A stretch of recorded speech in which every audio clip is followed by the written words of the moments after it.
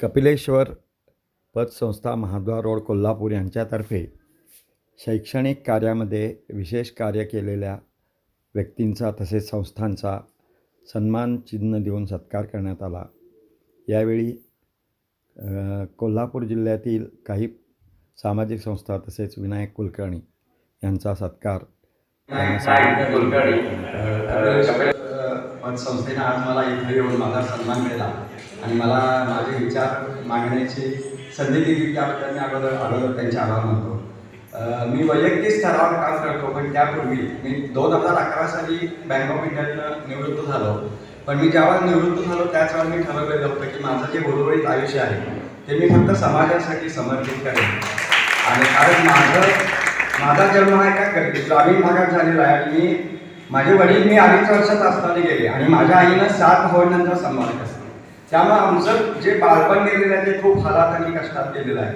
आणि लहान मुलांना काय म्हणजे कशाची आवश्यकता असते किंवा काय गरज आहे शिक्षणासाठी तर ते सगळं आम्ही अनुभवलेलं आहे।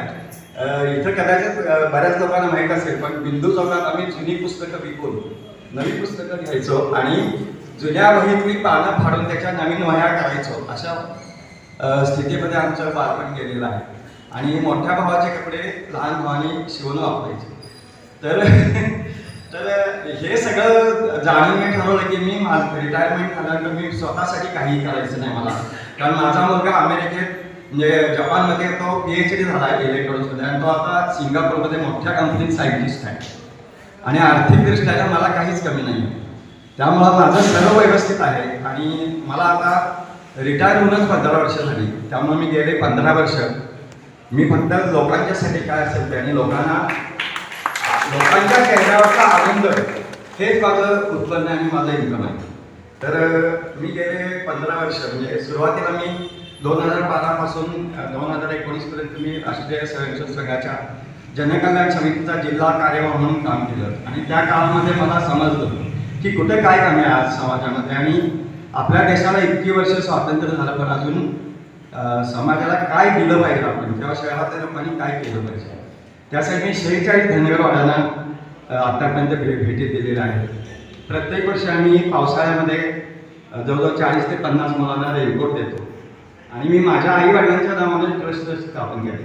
म्हणजे कुठली तरी संस्था असावी वैयक्तिक करण्यापेक्षा म्हणून मी त्या ट्रस्टच्या माध्यमातून मी काम करतो। नंतर प्रत्येक वर्षी आम्ही दिवाळीमध्ये फराळाचं साहित्य आणि कपडे देतो आणि दप्तर देतो मुलांना आणि समाजामध्ये जे काय आहे ज्यांच्याकडे आहे त्यांच्याकडे घ्यायचं आणि ज्यांना नाही त्यांना द्यायचं असा माझा हे असल्यामुळं संजय पाटील माझ्या बऱ्याचशा कार्यक्रमात आलेले आहेत। त्यांनीच मला माझं नाव इथं रेकमेंड केलं आणि कोल्हापूरमध्ये मी ज्येष्ठ नागरिक यांच्यासाठी मुख्य म्हणजे काम करतो की ज्यांची मुलं परदेशात आहेत किंवा एकटे आहेत अशा लोकांच्यासाठी माझी एक संस्था आहे। त्यांना काही लागलं तरी पहिला फोन मला येतो। त्यांना सुश्रूषा करायसाठी माणसं देणार, त्यांना घरी सोबतीला कित्येक आज कोल्हापूरमध्ये मंगले आहेत। लोक एकटे आई वडील राहतात, मुलं त्यांची लांब आहेत आणि त्यांना काही लागलं तरी त्यांना कोणाकडे जायचा हा प्रश्न असतो तर त्यांचा फोन मला येतो आणि त्यांच्या ज्या गरजा आहेत त्या त्यावेळी मी त्याप्रमाणे भागवत असतो। ज्येष्ठ नागरिक संघ एक मी स्थापन केलेला आहे, त्याचा मी अध्यक्ष आहे आपटेनगरला आणि बरेच माझं कार्य आहे पण मी ते एवढ्या वेळात कमी वेळात सांगू शकत नाही। मी माझं पुस्तक लिहिलेलं आहे भोगावती काठी म्हणून, त्यात माझं जन्मापासून आतापर्यंत संपूर्ण आत्मचरित्र मी लिहिलं आहे। 100पेक्षा जास्त ज्येष्ठ नागरिक यांच्यासाठी सहली झालेले आहेत। सगळे आमच्याबरोबर 75-80 वर्षाचे लोक संपूर्ण भारत आपल्याला त्यातच सगळं मिळतं। कारण स्वतःसाठी प्रत्येक जण जगत असतो पण दुसऱ्यासाठी जगतो तोच खऱ्या अर्थानं जगतो। आणि मला संस्थेने आज बोलून माझा सन्मान केला त्याबद्दल मी खरोखर त्यांच्या ऋणात आयुष्यभर राहीन। धन्यवाद। अध्यक्ष व सर्व सभासद यांचं मनापासून आभार। व्यासपीठावर संचालक व